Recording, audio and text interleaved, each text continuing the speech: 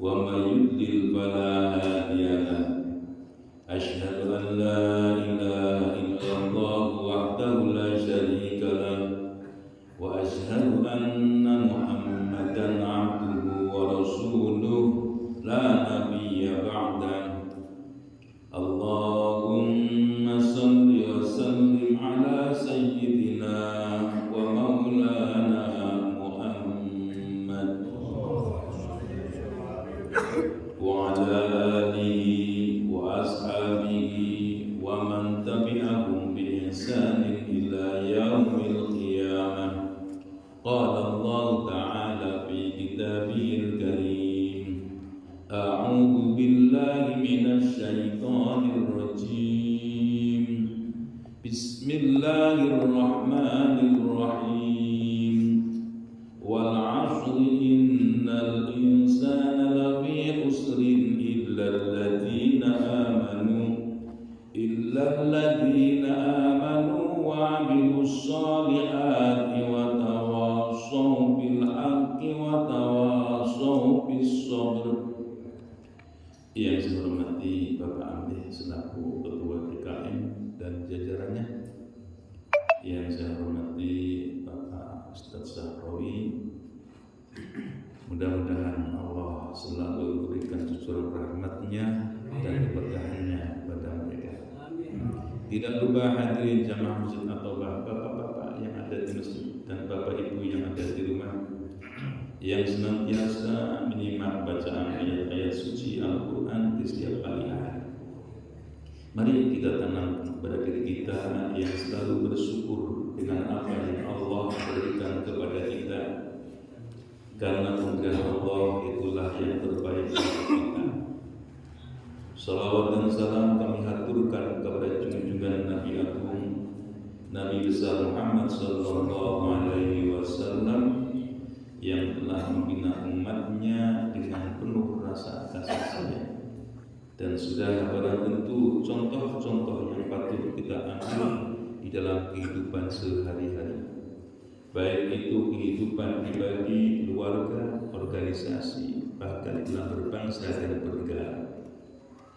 Hadirin jamaah subuh yang berbahagia, kita teruskan kaji kita yaitu surah Az-Zumar ayat ke-17. Walladzina istanabu ya. Seperti biasa, a'udzu billahi minasy syaithanir rajim. A'udzu billahi minasy syaithanir rajim. Bismillahirrahmanirrahim. Bismillahirrahmanirrahim.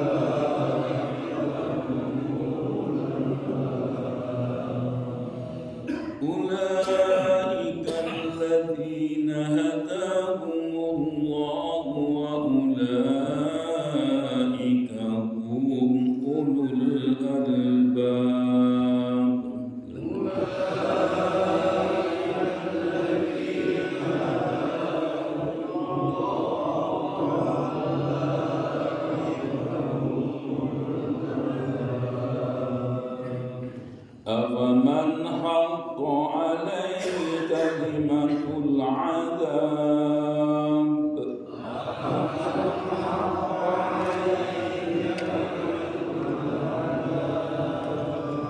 أفأنت تنقذ ومن في النار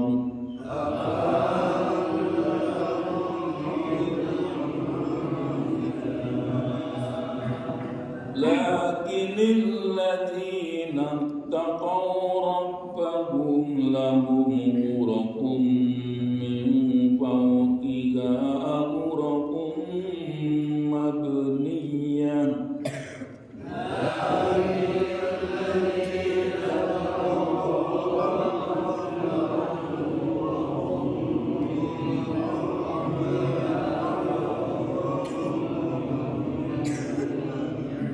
تجري من تحتها الأنهار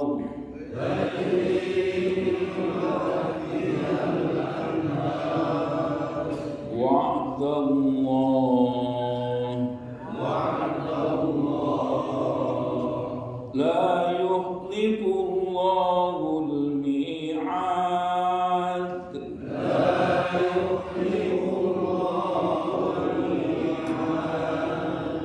ألم تر أن الله أنزل من السماء ماء فسلكه ينابيع في الأرض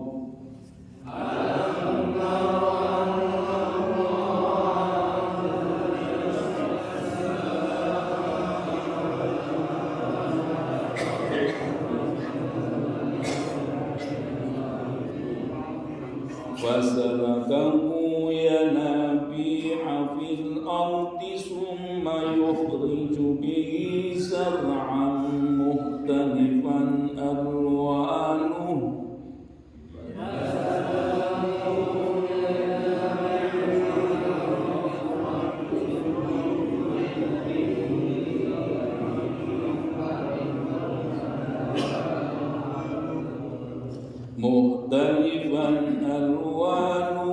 ثم يهيج فتراه مصفرا ثم يجعله حطاما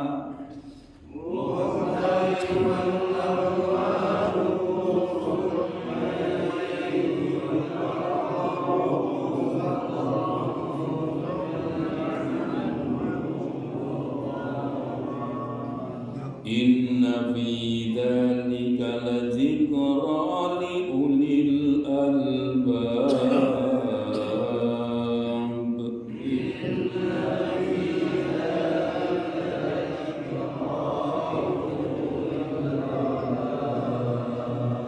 صدق الله العظيم.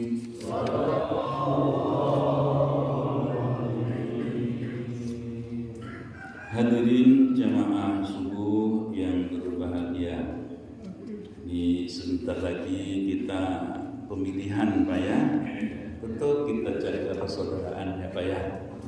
Jaga persaudaraan, jaga ukhuwah Islamiyah. Jangan kita itu terjadi perbedaan terus diem-dieman gitu ya. Jangan, tetap kita jaga persaudaraan. Menjaga persaudaraan itu penting, lebih dari segala-galanya. Dan ada juga himbauan ya Pak. Cuma kok kayaknya presiden kita mencela-mencela ya. Mestinya ya jangan mencela-mencela ya. Bilang jangan, tidak boleh ikut-ikutan, bilang ikut-ikutan, macam-macam. Ini yang mencela-mencela yang tidak benar. Ya, ada kata-kata netral ya Pak ya. Kita disuruh netral.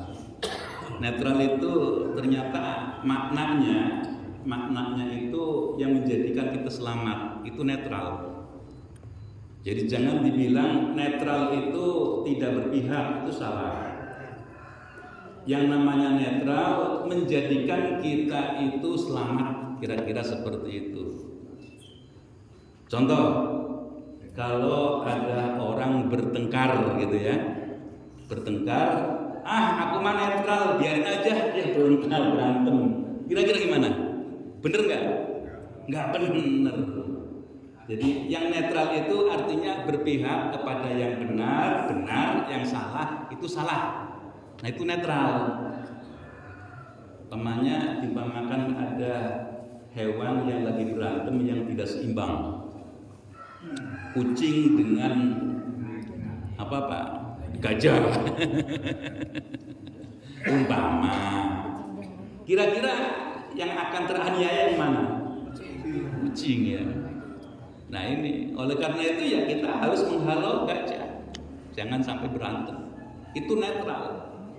Jadi salah kalau ada orang bilang netral itu mendiamkan, itu tidak benar. Jadi netral itu agar kita itu selamat. Begitu juga ketika kita itu menentukan pilihan. Kita diberikan oleh Allah akal, pikiran. Ini juga di ayat Al-Quran itu banyak. Afala taqilun, afala tadabbarun. Terus banyak yang menunjukkan kita itu untuk menggunakan akalnya. Apalagi dalam urusan duniawi itu banyak menggunakan akal. Ini juga kita jangan lupa. Di antara yang ada mana yang terbaik gitu ya, mana yang terbaik, mana yang bisa menjadi pemimpin yang sebenarnya. Untuk menyatakan sebagai pemimpin yang sebenarnya ya kita harus tahu kualitasnya ya Pak ya, kualitas pribadinya. Terus ketika hidup dia itu seperti apa, ketika menjabat, menduduki jabatan, amanah atau tidak. Yang jelas sudah dijelaskan di dalam sifat para nabi ya Pak ya. Di sana kalau gampangannya itu staf, sidik, amanah, sidik, tabligh, amanah, fatonah. Nah itu penting. Jadi kalau orang itu memiliki ini semua, pilih di antara yang ada. Nah ini penting ya. Jadi kalau sebagai seorang muslim kita itu memilih jangan ikutan. Jangan karena diberikan sembako gitu ya. Jangan. Karena menentukan pilihan itu sangat-sangat berharga. Dan jangan juga golput. Karena kalau golput itu nanti diisi oleh orang lain. Otomatis orang lainlah nanti yang mempunyai suara. Nah ini. Jadi sudah jangan golput. Memang ada yang berpendapat golput itu makruh. Tapi kalau ngajak-ngajak golput haram gitu ya. Ada yang bilang seperti itu. Ya jangan golput. Masih banyak yang bisa kita pilih ya, masih ada yang bisa kita pilih. Ya itulah. Ini kadang-kadang kalau sekarang sih sudah nggak ada ya Pak ya. Masih ada juga yang nuduh istilah politik identitas. Semua orang itu berpolitik punya identitas. Identitas itu kan kalau di identitas apa? Nama itu kan. Nah ya punya nama. Ini kalau kita lihat sejarah, nggak apa-apa ya Pak, sejarah dulu. Dulu yang pergerakan nasional itu dari tahun awal abad 20 muncul di sana itu ada SDI, Serikat Dagang Islam. Itu identitasnya sebagai seorang muslim pedagang. Nah itu identitas Serikat Dagang Islam. Tanpa ada embel-embel Islam nggak ada yang tertarik karena mempunyai keimanan, satu keimanan. Terus ada lagi Budi Utomo. Budi Utomo identitas juga. Mencirikan apa? Sebagai orang nasionalisme. Karena mereka banyak yang belajar dari Belanda. Ya, banyak yang belajar dari Belanda. Nanti muncul lagi yaitu SI yang asalnya SDI menjadi Syarikat Islam. Ini identitas. Nanti dari ormas Islam yang pertama muncul sebenarnya dari orang Arab, Pak. Jamiatul Khair. Nah, itu awalnya. Nanti baru muncul Muhammadiyah 1912. Nanti muncul lagi SI ya, kemasukan ISDP. SDP itu orang-orang komunis yang nyusup.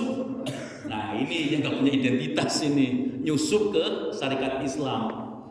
Nanti kelihatan lagi tahun 21. Nah di sana ada muncul dirinya karena sudah kuat. Ada SI putih, ada SI merah. SI putih itu syarikat Islam, SI merah itu PKI, cikal bakalnya. Bung Karno belum muncul, gagasannya itu baru 1936. Bung Karno, PNI, jadi belakangan.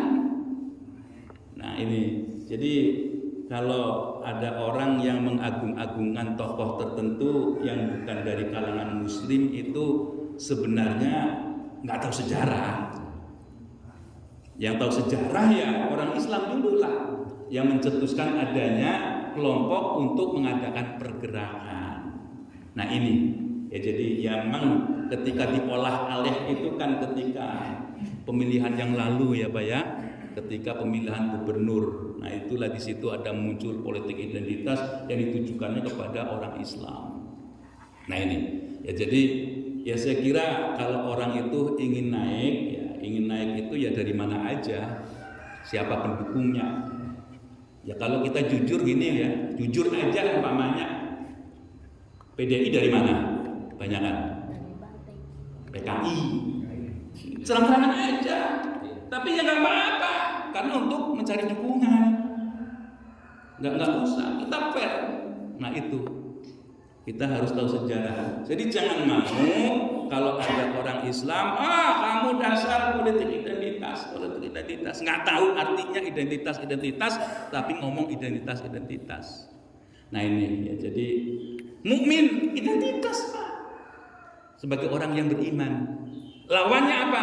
Orang kafir. Makanya di ayat Al-Quran itu banyak. Nah kalau yang apa itu yang umum, ya ayyuhan nas. Ayat Al-Quran untuk keseluruhan orang Islam, untuk orang kafir, ya ayyuhan nas, keseluruhan. Nanti ada lagi yang mencirikan, ya ayyuhalladzina amanu. Ya ayyuhalladzina amanu taqullah. Nah, identitasnya sebagai seorang yang beriman. Nanti ketika untuk orang kafir, qul ya ayyuhal kafirun. Nah, ini identitas yang berbeda.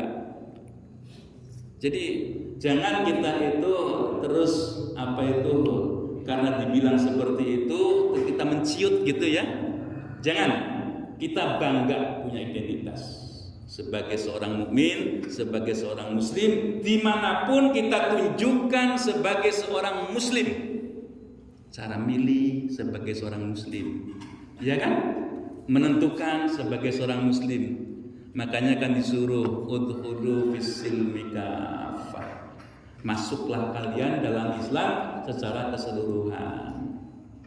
Ini sering saya sampaikan, Islam itu mengatur segala-galanya, baik hubungan dengan Allah ataupun hubungan sama dengan makhluk Allah, yang disebut dengan hablu minallah, hablu minan nas, atau bahasa Jawa Baratnya itu hubungan vertikal itu ya dengan Allah, hubungan horizontal itu yang sesamanya. Tunjukkan kita sebagai seorang muslim. Jangan kita itu terus gak mau aku menunjukkan sebagai orang muslim. Nah itu gak boleh.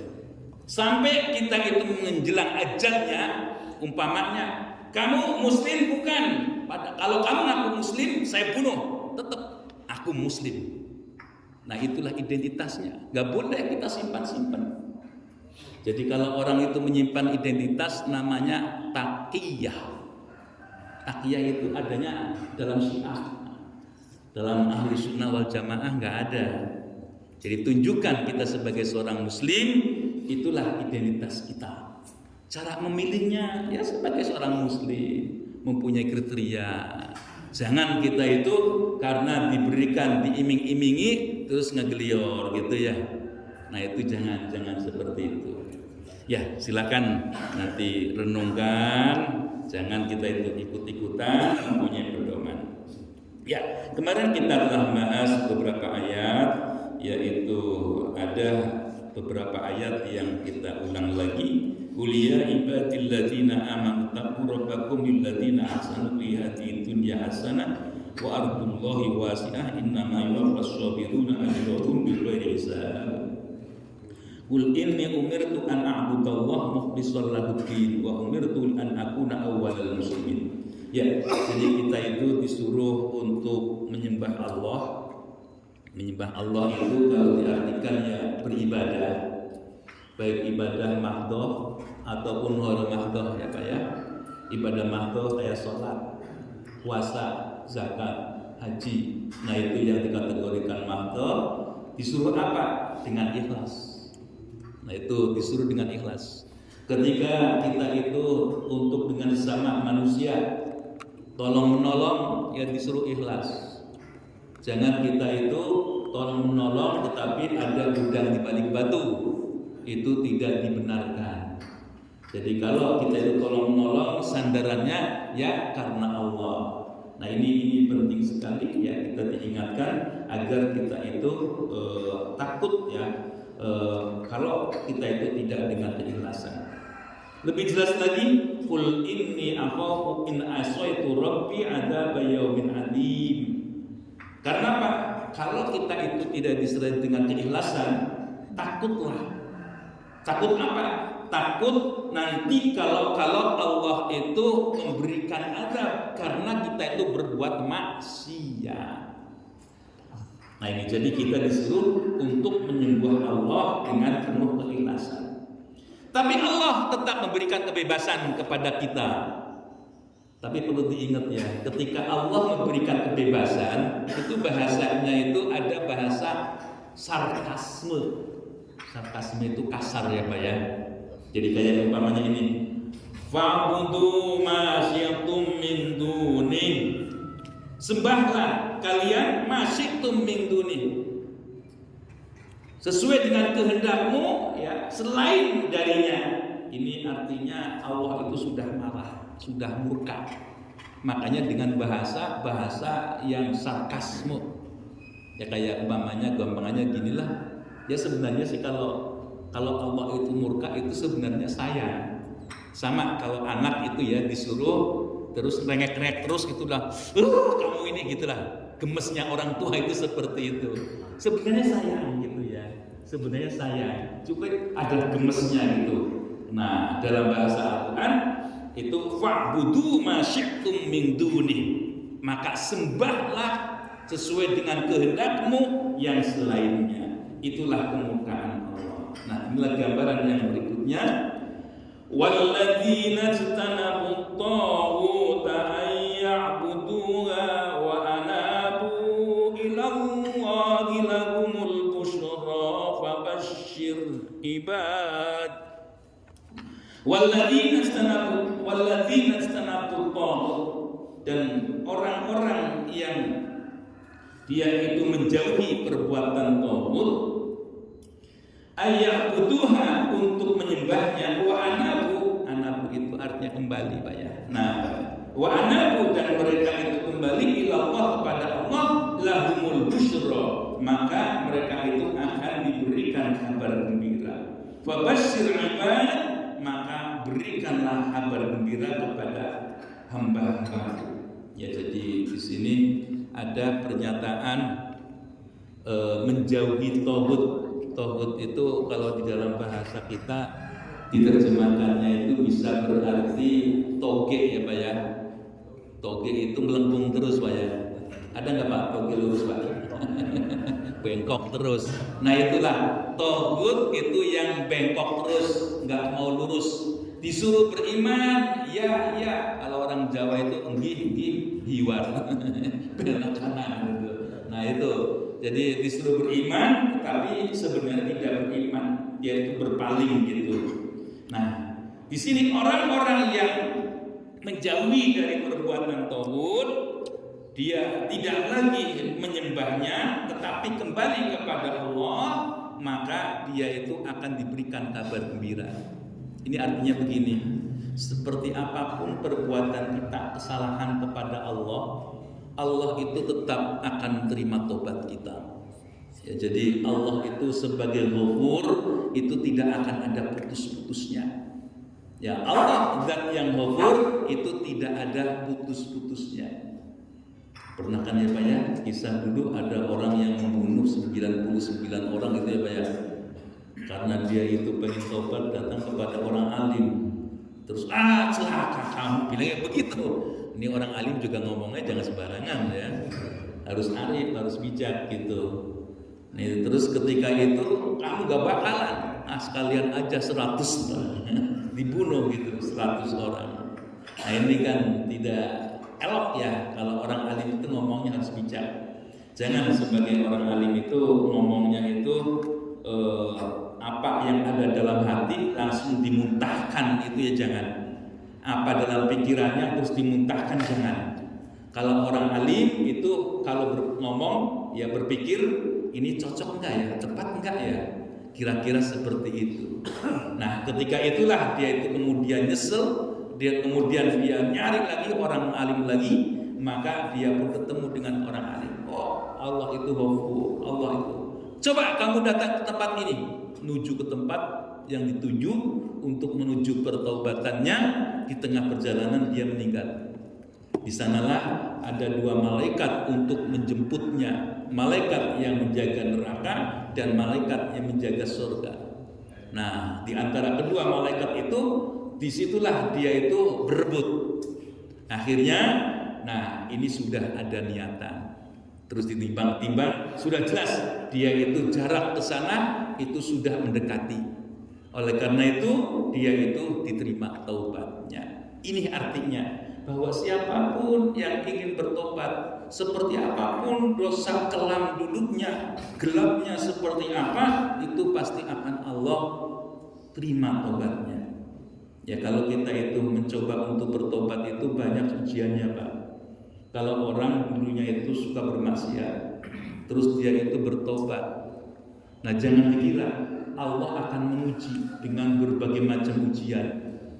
Kalau di dalam beberapa kisah orang-orang ahli ibadah, biasanya kalau dulu orang itu suka berbuat jahat, terus bertobat, itu diberikan sakit.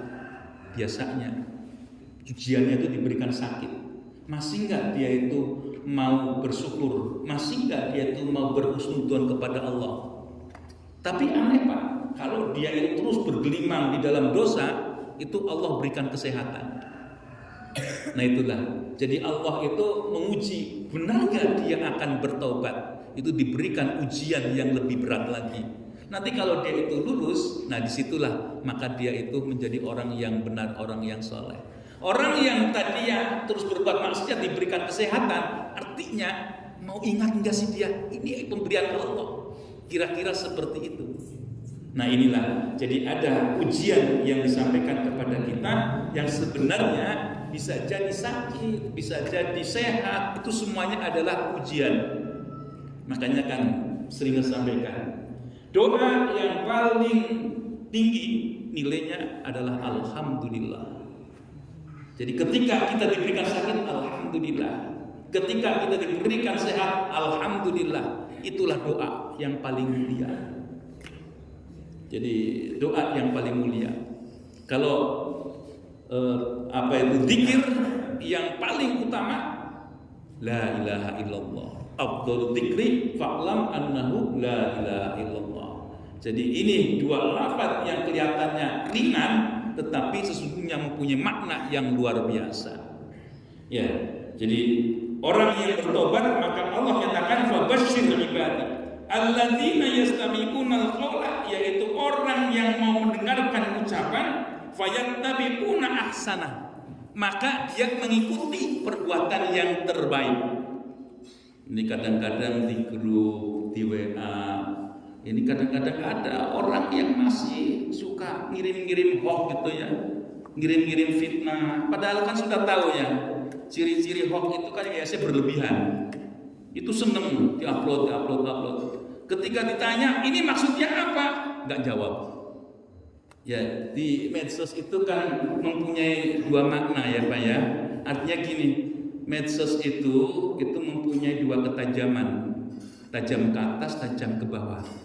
Artinya bisa untuk menjadikan orang itu terhormat, bisa menjadi orang itu hina. Bisa orang itu mengangkat derajat orang, bisa itu menjadikan hina orang.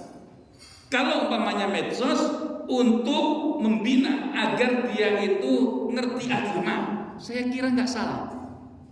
Kalau ada medsos di grup terus senang-senang dengan hoax, dengan fitnah, saya kira itu mengajak neraka itu. Jangan diikuti. Ini yang kadang-kadang ada yang seperti itu. Ya, saya kira sih orang-orang yang beriman itu sudah kelihatan, sudah tahu mana yang hoax, mana yang beneran, itu sudah tahu. Dan kalau kita telusuri umpamanya ya, orang yang nebar hoax itu identitasnya gitu ya, di profilnya itu nggak ada biasanya, buntu. Tapi kalau orang yang suka nebar kebaikan, profilnya jelas. Nah itulah, kalau orang baik identitas jelas, kalau orang nggak baik identitasnya nggak jelas. Nah itulah yang ada ya Pak ya.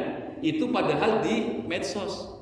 Coba kalau di medsos, kalau orang yang suka nebar hoax, pasti identitasnya nggak ada.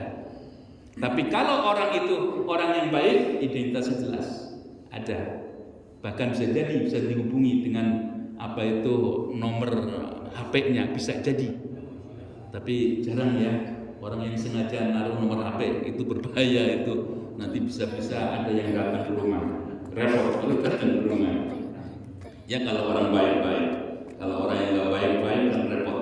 Nah, di sini dinyatakan siapa yang akan diberikan kabar gembira, yaitu orang yang mendengarkan kaul ucapan, nasihat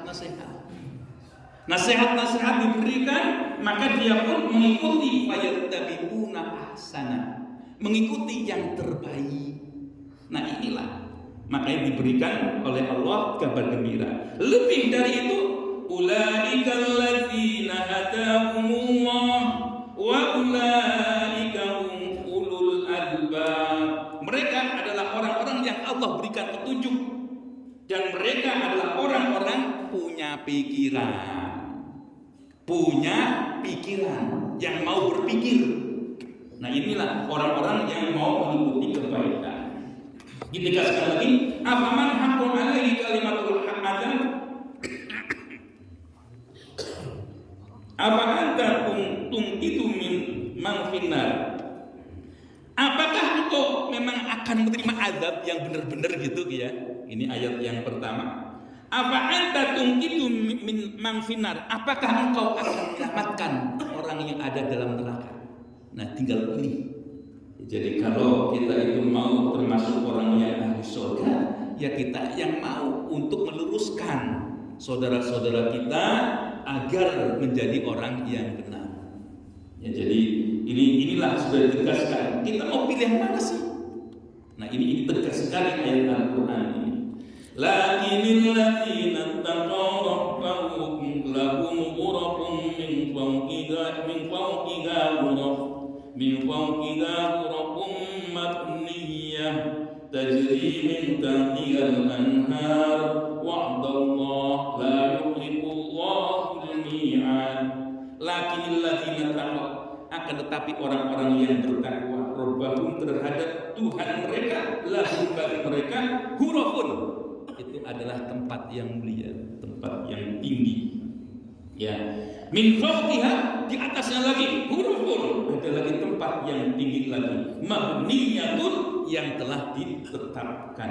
Tajri min tahtihal anhar, di bawahnya itu mengalir sungai-sungai. Wa'dallah, itulah janji Allah. La yukhliqullahul mi'ad. Allah tidak pernah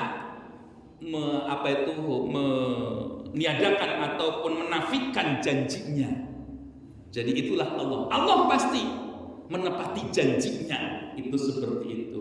Ya jadi kalau orang itu sudah jelas dia itu meninggalkan tauhid, terus dia itu mau mendengarkan ucapan-ucapan yang baik, dan ucapan-ucapan yang baik itu didengarkan dan mau mengamalkannya, maka Allah memberikan petunjuk kepadanya. Dan kategori mereka itu adalah orang-orang yang mau berpikir. Ya, jadi kalau ulul albab itu memang ada lagi penjelasannya ya. Ulul albab diteruskan lagi kalau ayat yang lain, alladzina yadhkurunallaha qiyaman wa qu'udan wa 'ala junubihim, gitu kan. Jadi orang-orang yang disebut ulul albab itu adalah orang yang selalu ingat kepada Allah. Alladzina yadhkurunallaha qiyaman, dalam keadaan berdiri, wa qu'udan, dan dalam keadaan duduk, wa 'ala junubihim, dan dalam keadaan berbaring. Ini sebenarnya ada ulama yang memberikan tafsir qiyaman itu artinya masih punya komando. Orang berdiri kan biasanya mempunyai tongkat komando gitu ya. Ini berkuasa. Ketika dia berkuasa tetap ingat kepada Allah. Ya, amanah itu, kuasa itu amanah. Jangan kita itu semena-mena. Ketika duduk, ketika sudah dicopot, nggak jabat, tetap ingat kepada Allah. Ketika sudah berbaring, sudah pensiun, tetap ingat Allah. Nah itu, ini kan kadang-kadang orang itu ada yang ingat Allah ketika berpuasa, tapi ketika dicopot putus asa, gitu ya. Ada yang seperti itu. Ada orang yang ketika dicopot ingat kepada Allah, ketika berpuasa lupa. Tapi kebanyakan yang seperti itu ya Pak ya. Sudah dicopot baru, oh iya dulu saya berpuasa, tapi nggak digunakan untuk wewenang sebagaimana mementingkan Islam. Nah ini kadang-kadang ada yang seperti itu. Ya ulul albab itulah penjelasannya. Yang orang yang selalu ingat kepada Allah. Ya. Alam taro anna Allah anzala minas samaa'i ma'an. Alam taro, tidakkah engkau melihat anna Allah anzala minas samaa'i ma'an fasalakahu yanabi'a fil ard?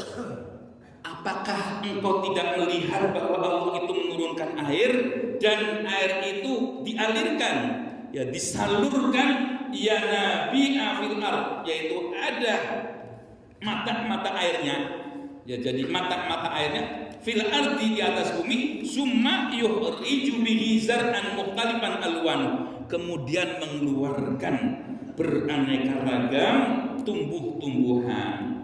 Summa yahiju fatarahu musfarron, kemudian menjadi kering dan kelihatannya menguning. Summa yaj'aluhu hutama, dan kemudian hancur, dan seterusnya. Inna fi dzalika la dzikra liulil albab, bahwa ini semua adalah sebagai pengingat bagi orang-orang yang mau berpikir. Ini lagi-lagi Allah itu tunjukkan kekuasaannya. Tidakkah kau melihat air diturunkan? Ini sebenarnya sering saya sampaikan, ada waktu-waktu mustajabah kalau di kita ya Pak ya. Kalau di tanah suci ada tempat, kalau kita ada waktu mustajabah itu banyak sebenarnya. Ketika hujan itu sebenarnya waktu mustajabah Pak.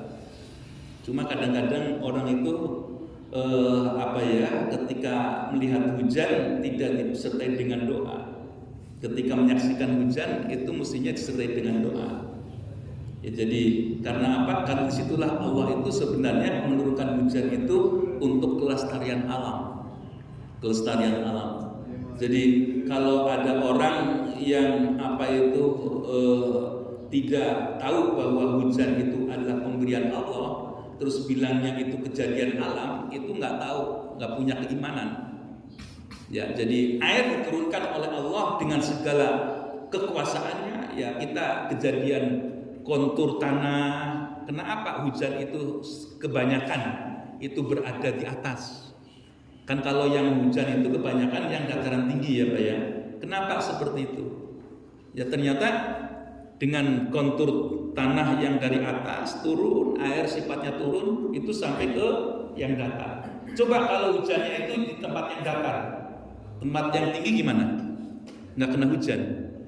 Nah ini lagi-lagi nanti setelah turun yang di bawah di sana terjadilah banjir gitu umpamanya ya, banjir. Nah terus ditambah lagi laut naik gitu. Nah ini yang kadang-kadang kalau menurut logika itu kan kalau laut itu sampai naik kita harus punya bendungan ya Pak ya. Enggak sebenarnya. Jadi justru air yang dari atas itu turun, jangan kita biarkan mentah ke sana. Makanya diawali yaitu di atasnya itu ada tanaman-tanaman, maka terbendung. Nggak lama, nggak lama ngalirnya. Tapi kalau tidak ada pembendung itu langsung muntah. Air yang dari daratan itu ke laut, maka bisa ke sini. Nah kalau air itu dimasukkan, ternyata terbendungnya air laut itu karena ditahan oleh air tawar. Nah itulah ilmu ya, ilmu itu seperti itu. Kalau kita membendung berbagai macam bendungan, kalau airnya itu muntah terus, itu ya Jakarta lelep. Makanya orang yang cerdas itu ya air itu tidak langsung digelontorkan ke laut, enggak. Nah di sana ada lubang-lubang untuk menampung dan menyalurkan, maka terbendung. Jadi terjadi pertemuan dua air tawar, dua air yaitu air tawar dengan air laut. Nah di situ terpisah. Yang membendung itu air juga, Pak. Nah itulah. Ya jadi orang itu kadang-kadang karena melihatnya dohirnya saja, air muntah terus meluap, ya jadinya seperti itu. Nggak tahu bagaimana prosesnya. Ya itulah karena keminiman pengetahuan kita. Ya jadi Allah itu mengiring air fasalat al-janabi afil ar itu menjadi mata air. Ya jadi ada pancuran, ada yang bisa digali untuk keperluan kita, untuk keperluan hidup kita. Nah sampai tumbuhan pun nantinya itu bisa memberikan buah yang akhirnya kering kerontang, dan itulah kekuasaan Allah dan bisa diterima oleh orang-orang yang mau berpikir. Afaman syarahallahu sadran wallahu a'lam bishawab. Itulah yang dapat sampaikan di pagi hari ini. Sudah barang tentu yang benar datangnya dari Allah, yang salah dari saya semata. Mohon maaf, wabillahi taufiq wal hidayah. Wassalamualaikum warahmatullahi wabarakatuh.